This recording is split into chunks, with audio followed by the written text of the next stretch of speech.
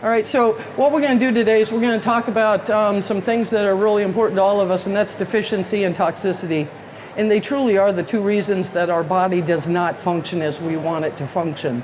So we're going to talk about that and how that sometimes life is toxic and sometimes it's our habits that are toxic. Some of the stuff we can change and some of it's a lot more difficult to change. All right, and then we're going to get into something called stealth pathogens. Has anybody ever heard of those? Yeah? I'm seeing some of my patients. I'm so blessed because I have several of my patients here this morning. And for those of you that I haven't met yet, welcome, and I'm so happy you're here. Stealth pathogens, we're going to talk about what they are, where they come from, how they work, how these little boogers get in your body and what they do to you and what they keep you from doing in the future. I'm going to talk to you about how to get rid of them a little bit. That's a very, very in-depth thing, and so for the most part, I can't get into that complete solution, and that's why y'all get a free 15-minute consultation so we can talk a little bit more about that in your own lives. And then I'm going to give you my contact information. For a number of you, I'm going to ask for your contact information so I can get back in touch with you, and then we'll talk about a special gift at the end. So first, before we get started, what we're going to do is take a couple minutes. On the back of that packet that was on your chair, there's a questionnaire. And I want you to go through, it's 3 pages, and I just want you to fill that out real quick. And we'll just take a couple minutes here to go ahead and do that, and I'll be quiet so you guys can actually concentrate on that for a minute. So as you're kind of finishing that up, and we'll give you a little bit more time, I'm going to go ahead and get started and just tell you a couple things about me so you don't have to listen if you're still filling out your questionnaire. Why am I talking to you all this morning? I've had about 12 years of clinical experience, actually 13 years of clinical experience, most of it up in the little town of Creedmoor. And my brick and mortar, my practice is that I'm a chiropractor. And so I've had the blessing of touching over 10,000 patients and having over 10,000 patient encounters and have run into a gamut of things. You know, a lot of them are musculoskeletal because that's my specialty. And one of the things that I found out over the years and what kind of drove this whole presentation is that there seemed to be something that was limiting patients' healing. And they would get to a certain extent, and largely we would get rid of the musculoskeletal pain, but it didn't seem like they were at the level of health that they wanted.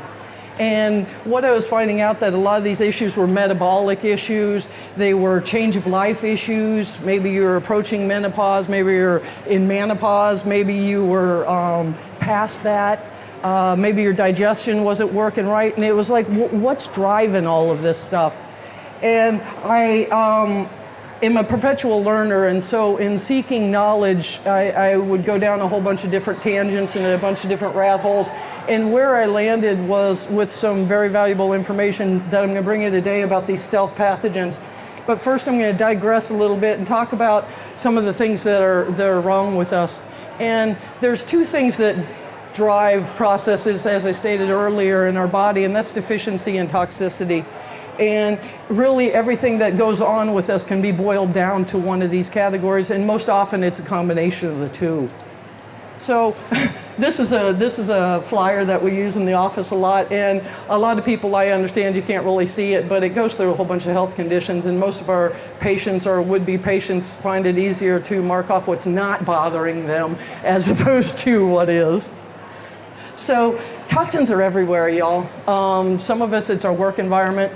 Some of it's our home environment. Geez, life is just toxic. So let's go back just a second and talk about this one for a second, because there's a lot of airborne pollutants.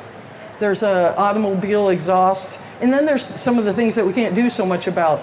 There's the organophosphates, and those are pesticides and herbicides that are sprayed in our neighborhoods, and sometimes we use them on our own lawns. And I would, if there's one thing I could say, is find something else. Don't use them. They're really, really damaging, and they disrupt every bit about our cellular health. The chemtrails, and then there's the prescription medications. We go to our doctors and we're hoping for a solution, and we end up on a whole bunch of pills, and it seems that there's a pill for every ill, isn't there? And then they start giving us pills to cure those ills that were created from the first pill they gave us. And then there's the whole issue of recreational medications. And this is where I get really, really passionate. Y'all, we have a huge problem in our country today. This opiate crisis is huge.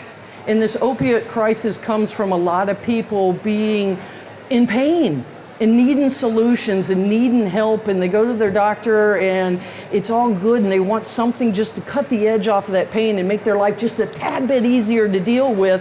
And then the pain doctors go, oh, you're getting a little too used to those. You're going through just a few too many, and then they get cut off. And then what are they supposed to turn to? Their body's in such pain, and unfortunately the easiest, cheapest thing to turn to is drugs like heroin, drugs like crystal meth, all these street drugs that cost a fraction of what it would cost them to go out and try to find an opiate on the street. And in our neighborhood, in our little town, Granville County, we had over 8 people overdosed on one Saturday afternoon, I believe it was, in Granville County. And I mean, that's hitting home, that's right in my backyard. And so this is a huge problem, folks. And a lot of this pain is coming from exactly what we're going to talk about today, and that's the stealth pathogens. Okay, so a little bit more about the deficiencies. Where do we go wrong? Sometimes it's poor quality of supplementation. We're trying to do what we think we should do, take some vitamins and minerals and things like that, and that poor quality is just something else for the body to process. Okay, sometimes it's our food choices. And food has become one of these things. Does anybody find it easy to go to the grocery store? Enjoyable? It's like, what's the lesser of two evils? I know, you gotta laugh, because every time you turn around, there's some new lie on a food label or some new law that was passed that they don't have to label what's in your food. So I was looking the other day, and I like to go through and see what my patients are coming up against, and I was looking at coconut oil. And I'm looking at the coconut oil, and of course it's on the top shelf, and I look up and I see craft and I see organic. And I don't know what two words could be farther apart for me, separated, but craft and organic just didn't make sense. Okay, and so when I started to go on the back of the label and read it, it's all about how many times that they have filtered and processed and done all these things to the coconut oil. So maybe it was organic at some time, but now it doesn't have anything that probably even resembles a coconut in it. Yet we are being marketed this stuff as something good for our health. And every time something new comes to the market, it seems like there's a whole constituency of people that are trying to see how they can alter that and make some money off of it. So deficiencies are very, very rampant. And another thing that I find is that because we're not told how to take care of our bodies, oftentimes people spend a whole lot more money maintaining their cars than they do their health, other than the co-pays they pay to their doctor. And it's absolutely a travesty, okay? So just a little bit of misdirection, and so stealth pathogens are just one of the things that can kind of be a problem, and they come in lots of different forms, and that's neat artwork, but when you think about it inside your body, it's not so neat anymore, okay? So stealth pathogens are, they're viruses, they're bacteria, they're small microorganisms that we can't see, and they get into our body. And then they do all these weird things because they know how to hide. They're really, really smart. And so some of these, you know, I've been doing a whole bunch of research, and I'm always blown away because I'm reading about these things and how these bacteria, they all get in colonies, and they have these little cell surface receptors that stick out of their cells. And then when enough of them are in one area, it's like they send off signals and they all start talking to each other. So now it can start operating as this group consciousness. And then when we put things in our bodies that are supposed to kill them, like antibiotics, they go, oh, what the hell is that? And they start changing, and they morph into something completely new and different that the body doesn't recognize. And it's the craziest stuff. So what you're looking at in that picture is something that's called a biofilm. And so it's this, almost like a slime. And these bacteria get stuck inside that slime, and then when the whatever we're using to try to kill them, it can't get through the slime to get to them, so they live. They win. All right, so they come in lots of different lots of different forms, and I apologize. Some of these slides I know you can't read, and I get off on my own little tangent. So basically they hide, then they reemerge in times of heightened stress or an immune response, and then they morph and they change, and they can come in several different forms at a different time, so your body can't figure out what it's doing with them. And then one of the things they do is they expel the antibiotics. They have this thing inside of them, this thing called an efflux pump, and they can kick out all of these things, the antibiotics and the chemicals, and they kick that back out. So now, not only are those antibiotics working inside your cells, but that's more toxin in your body that your body gets to figure out how to do something with. So, yeah, they're just smart. Yeah, they're smart. And that's what makes eradication really, really difficult. It's not impossible, but dang is it difficult, all right? So why haven't you heard of them? Well, the reason is they change very quickly, and they don't show up on much blood work. Has anyone in here had mono? Okay. Has anyone had a subsequent blood test since you've had mono, and it came back that said something about having the Epstein-Barr virus in your body? And they say, oh, that's just because you had it one time? Well, if you got over it and it's not in your body, why is it showing up on your blood work? Did they tell you? I mean, it's supposed to be gone. You got over that, right? No, and that is an example of a stealth pathogen. Anybody heard of shingles? Hopefully no one in here has had shingles. And I'm really sorry if you have. Yeah, you think you have. Maybe you have. Doctor said you did. Okay, so shingles is an example of a stealth pathogen. So when you have the chickenpox virus when you're younger, that varicella zoster virus can stay in your body, and then at times of heightened stress or immune compromise or a whole bunch of various factors, all of a sudden these things come in and it shows back up, and it shows back up in the form, sorry about that, shows back up in the form of shingles. And it can be really, really painful. So these are things that these viruses and bacteria, they hide in those biofilms that you just saw. They come in different forms. I'll show you pictures of them. They come in different forms, and they can hide. This is like the Epstein-Barr virus, and you see that little spiral thing? So it can burrow down into your tissues. So it might burrow into your spleen, it might burrow into your liver, it might be in your kidneys, and these things can actually cross the blood-brain barrier. Now, this is supposed to be a highly gated mechanism. Your blood-brain barrier is supposed to be like me walking into the White House with no credentials. That's not supposed to happen, right? But a lot of the medications and things that we take, or the inflammatory foods that we eat, open up gap junctions, so chemicals that aren't supposed to pass from our body into our brain can actually get up in there. And so this doesn't happen in all cases, but it's a possibility. And sometimes when we get this enormous brain fog or something like that, it has a whole lot to do with things getting into our brain, getting into parts of our bodies that it doesn't belong in. Okay, I don't think I passed anything back here that you necessarily, here's some conditions that are associated, and this is an important slide. Can you guys read that in the back, Tamara, Shanna? Anything? No? It's pretty hard to see. Okay, so some of the situations that are associated with stealth pathogens: Lyme's disease, Epstein-Barr virus, walking pneumonia, chronic fatigue syndrome, fibromyalgia, ulcerative colitis, Crohn's, SIBO, which is small intestinal bacterial overgrowth, dementia, multiple sclerosis, syphilis, mold sensitivity, multiple chemical sensitivities, gum disease, breakdown of tissue or bone. Any of those sound like anything you want? Hey, guess what? I got... Right, I mean, those aren't trophies. Those aren't the kind of trophies that I want, but this is the kind of stuff that happens to our body because we can get infected. I had mono when I was 18 years old. And the one thing I know about my body is I never had the energy in my body again after I had mono that I had before. I'm getting a lot of heads shaking, you know? And so Epstein-Barr is one of those viruses that burrows into our body and then to show up later. All right? And so how does it show up? Gosh, it all depends on what your circumstances are. What are you exposed to? What kind of toxins? What kind of water do you have? How close are you to farms that are spraying pesticides?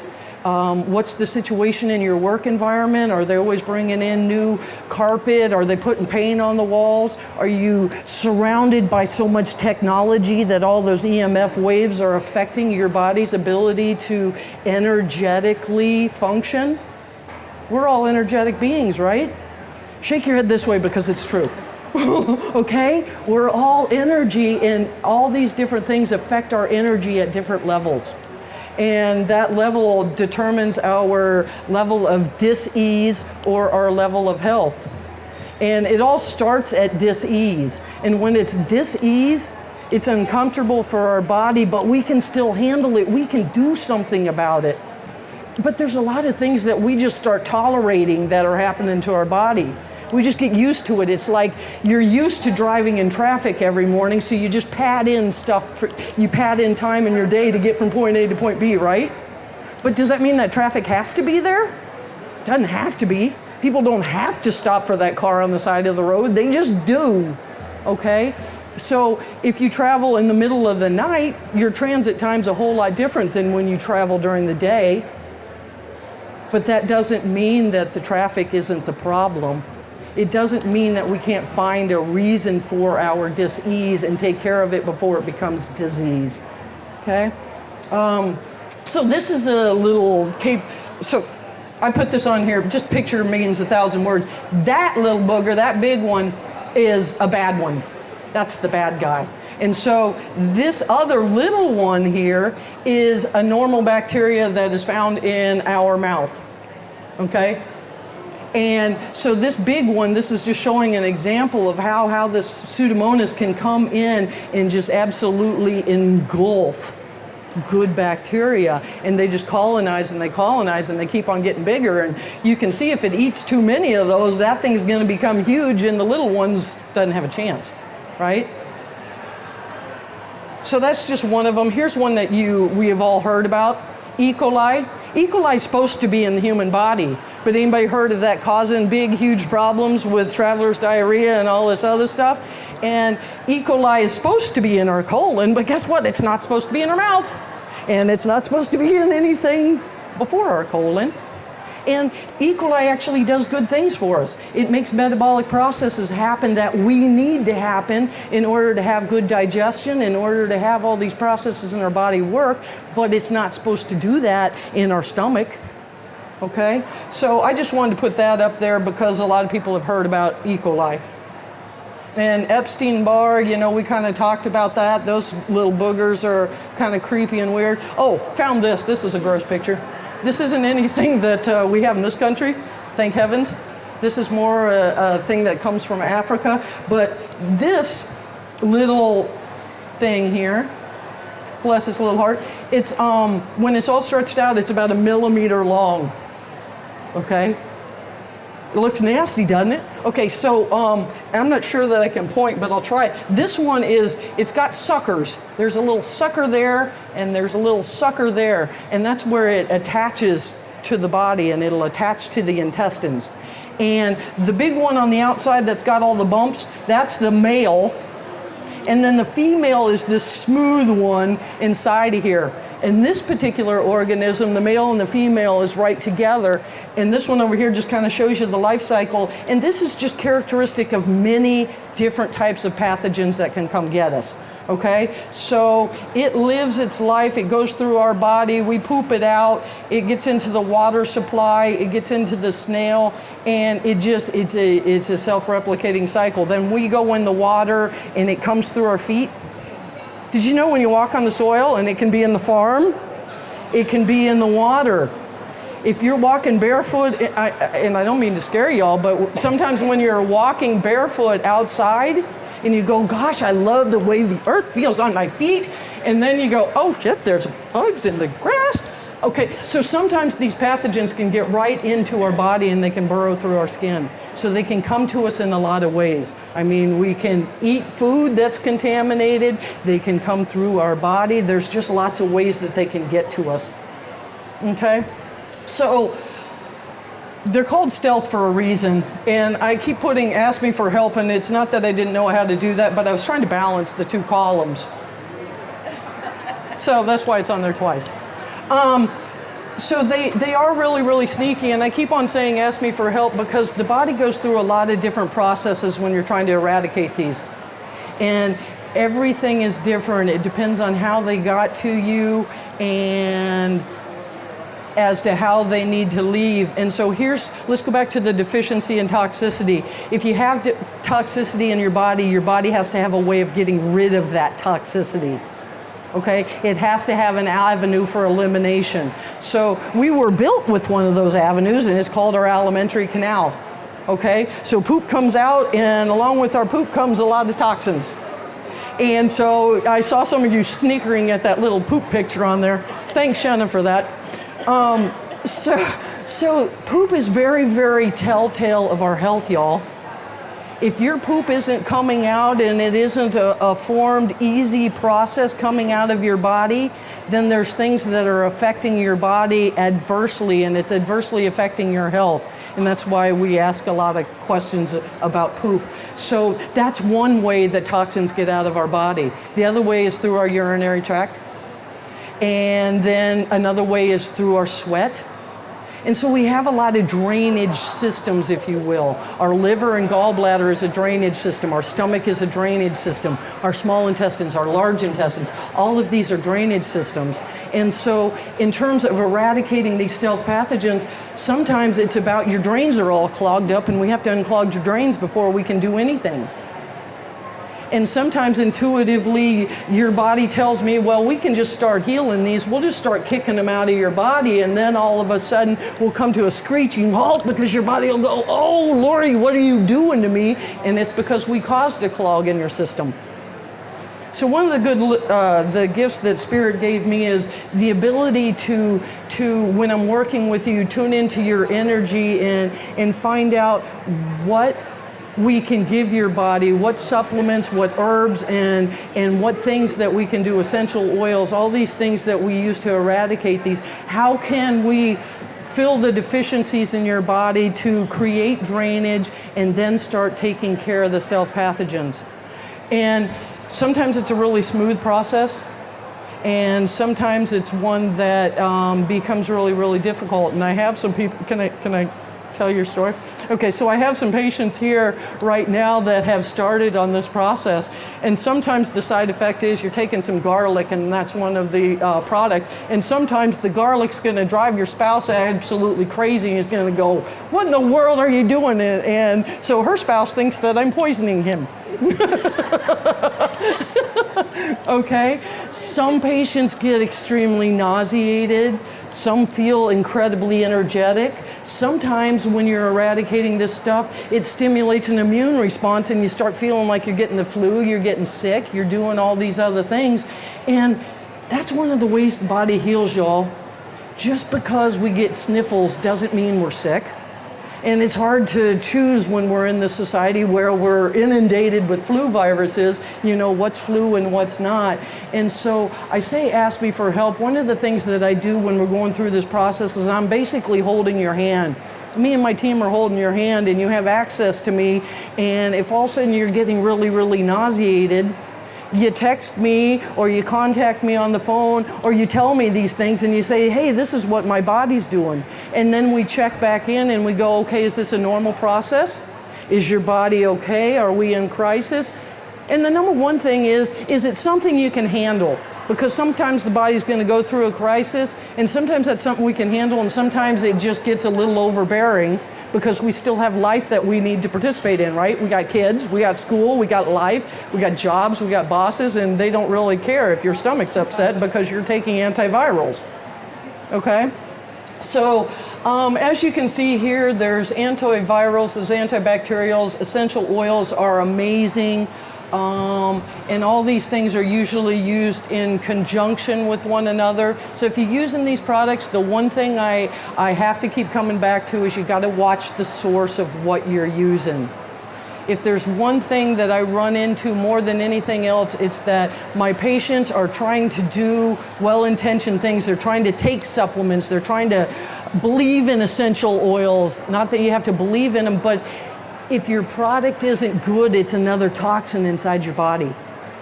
So if your supplements are not made from food, then your body doesn't know what they are, and it's like, oh my God, now what are you doing to me?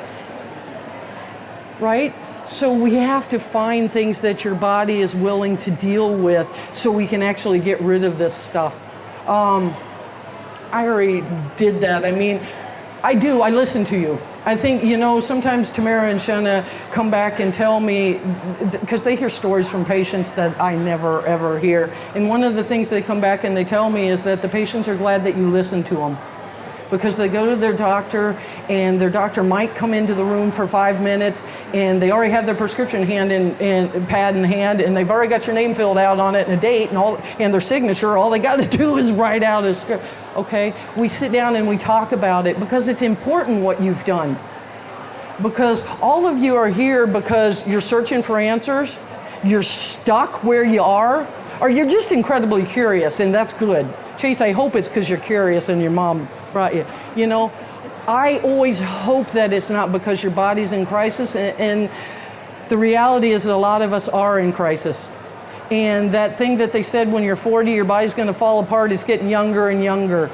I'm seeing kids come in younger and younger, and they're just like, God, Yesterday I was troubled because I had a 10-year-old come by that's got Crohn's disease. I have all these parents coming in and going, well, my 12-year-old's having migraines and they just showed up spontaneously, or any number of things, and younger and younger and younger, and somehow it's easier to explain off, okay, I'm 51 years old, I'm bound to have something happen to me, right?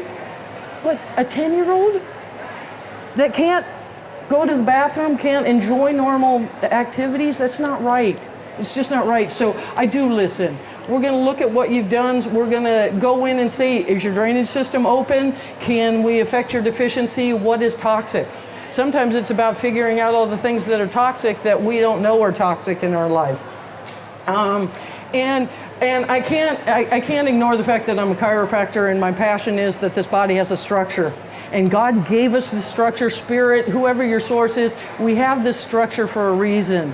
And it was masterfully designed so that our nervous system could function.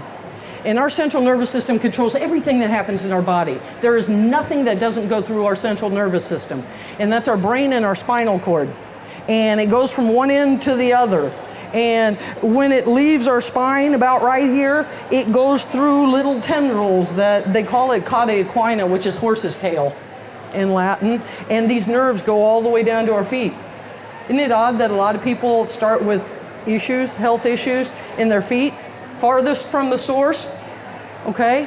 Because when things happen to us structurally, whether we were born with scoliosis or we developed abnormalities in our posture, that affects our nervous system. And it's not an elastic tissue, it is like a string. And if you pull that string and you reroute that string and you keep on manipulating that string and it can't move, it's like a traffic jam on the highway. And now when you're trying to drive from Raleigh to Charlotte, it's taken you hours and hours to get there in what should be a 2-hour journey because your body has realigned the way it does things. So, whether you're in person with me and you're actually a patient in my office, it doesn't change the fact that chiropractic is very important, and we're going to talk about structural alignment because sometimes that's the number one thing that's causing confusion within the body. So here's what I can do. We're going to talk about the body-mind-spirit connection. That's why y'all are here. It is called the Body-Mind-Spirit Expo, right? Because there is a connection. We are energy. It is about the energy, and sometimes sickness isn't about a physical malady. It's about a malady that comes out of our ephemeral body or our brain or something like that. Okay, so we aren't going to ignore that. And then we design custom programs because every one of you is different. And I can't put you into an algorithm of health.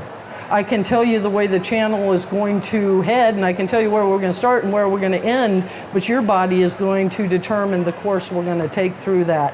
And sometimes it's really, really easy, and sometimes it's not easy at all, because sometimes these things are so deep inside of us.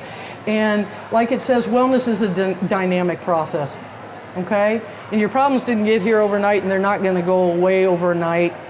And so if you think they are, you probably wouldn't be here. And again, if you think they are, they aren't. and we're going to talk about that as well. So one of the gifts that y'all get is if you'll give me your email address, make sure you have I have your email address. I'm going to send you a free copy of my ebook. Okay? And this is dealing with a lot of the issues of toxicity, some things in there that about life that we don't know are toxic, and simple carburetor adjustments that can make a big deal with your body. And y'all, I would love to hear from you. Like I say, I hope you take advantage of the 15-minute consultation and being able to speak with me. And does anybody have any questions? We have a few more minutes here, and I would love to field some questions because it's easy for me to just throw paint at a wall, but when I have individual, yes ma'am. Short-term memory loss? Okay, the question was about short-term memory loss. Brain fog? Yes, short-term memory loss. The question was, is it repairable?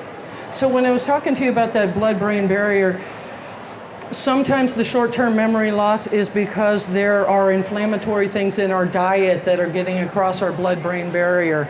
So let's talk, for instance, about fake sugar, aspartame. If any of you drink diet sodas, stop it. Stop it. All right? So let me explain to you why you need to stop it. Okay, so electrical cords, they have this sheath on the outside of them. Why is that there? Yeah, so you don't get shocked. You know, I don't want to grab a live cord when I'm... Okay, so they're there for protection. So these fake sugars, what they do is they burrow holes into, it creates a weakness in what's called your myelin sheath.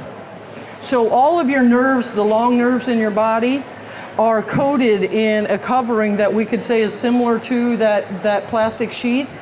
And that allows your nerves to, you have a thought and you can act on it. So I want my hand to move, and my hand moves. Wow, that was quick. That's awesome. If you really knew how many things it took to have that process happen. But if you drink aspartame, if you eat these fake sugars, it drills holes in that myelin sheath. It creates a weakness, and now all of a sudden that message cannot communicate. And it's a whole lot slower. So sometimes brain fog is nothing more than a slow communication going on. Our nerve isn't moving as fast as it needs to. Most of the time it's a toxicity, and yes, most of the time it can be improved. Sometimes it's so simple as using fish oils, and sometimes it's a lot more difficult, and it just means that we need to get some toxins out of our body and figure out what our body is reacting to. Did I answer your question? Anybody else? Any brave souls want a question? You just got here, ma'am. Do you have any questions? She's like, I don't know. I just got here.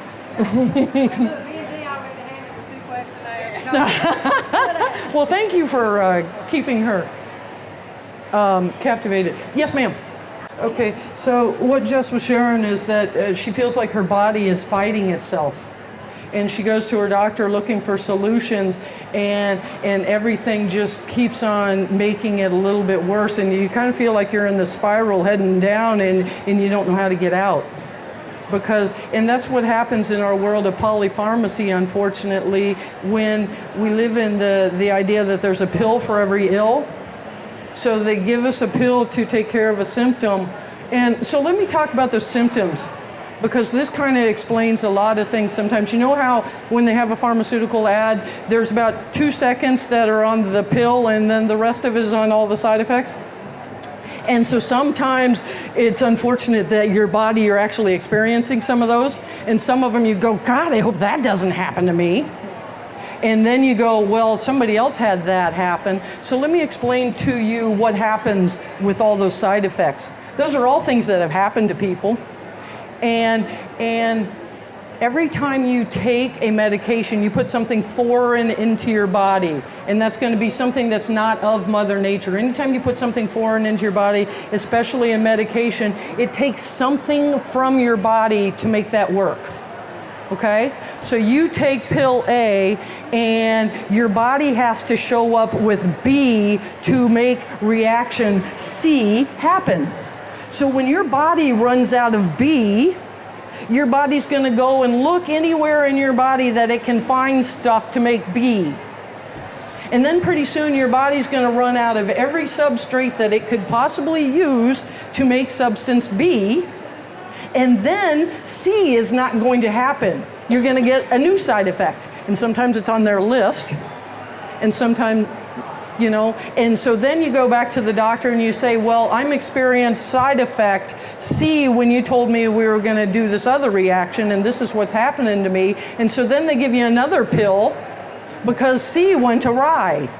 And so now we're going to take care of that problem. Okay? And so we feel side effects to the amount that our body is torn down and doesn't have anything else to do.